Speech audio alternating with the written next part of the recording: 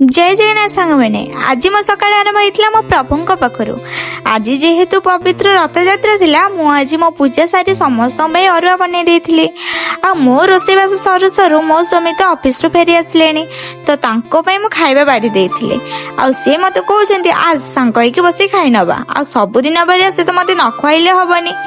जेते जहा खाइतेन तांको पाखरे बसिबे आ से मते थरे गुंडे निहाती खुआइबे आ सब दिन भले आज भी मते से खुआइ देइथिले।